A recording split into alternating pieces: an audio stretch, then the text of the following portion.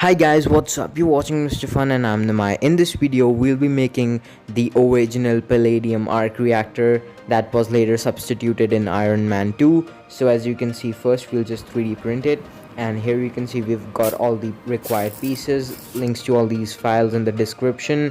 And as you can see, this is like a template or so, and we can just remove the supports and give them a nice sanding and cleaning.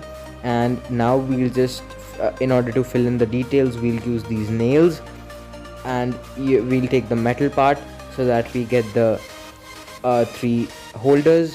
This would also hold it, and of course this would give a really nice finish. Plus I'm coating these three parts silver, but these two parts will remain white. After that, as you can see, the painting is done. Now we'll just wind the copper wire around this to give it the real feeling. And as you can see, this just slides on like that. And now let's do the winding. One thing I want to mention, guys, that there were 10 segments, and to do the winding it took me a lot of time. This was a very slow and boring process, but nevertheless I completed that, and it looked very movie accurate.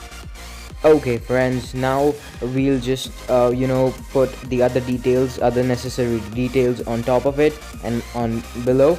And now we'll just use the nails, and this is basically the light piece that will go right here. And later I also swapped out this plastic piece for a metal one, as this was getting warped due to the heat. Anyways, now let's work on the electronics.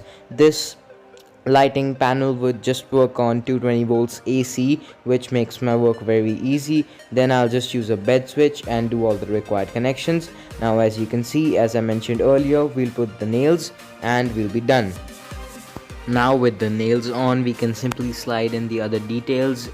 They just snap on really easily, and they also hold together with a bit of friction. Now let's do the lighting part, and then we'll be good to go.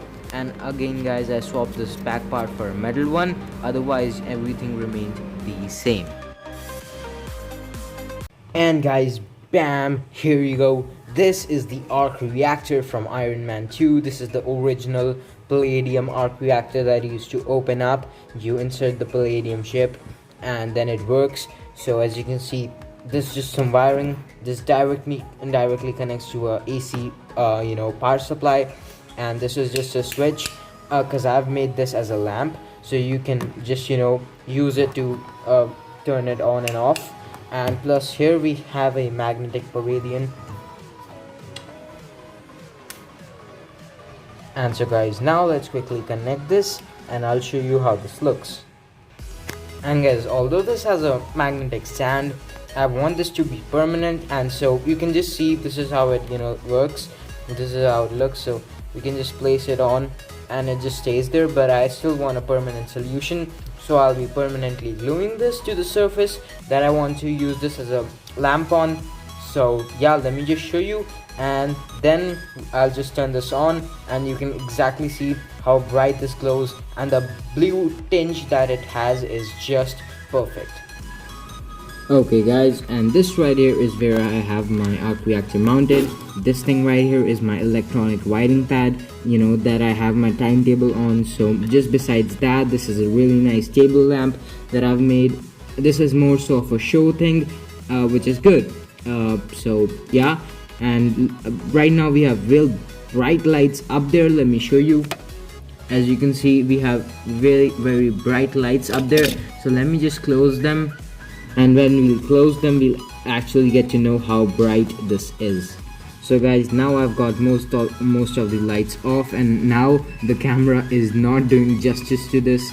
As you can see guys, this is so bright that even the camera can't capture it, and when it does try to focus, it changes the color. So I think that the best look that you can get is when the lights are on, but right now it's real bright and it looks really awesome.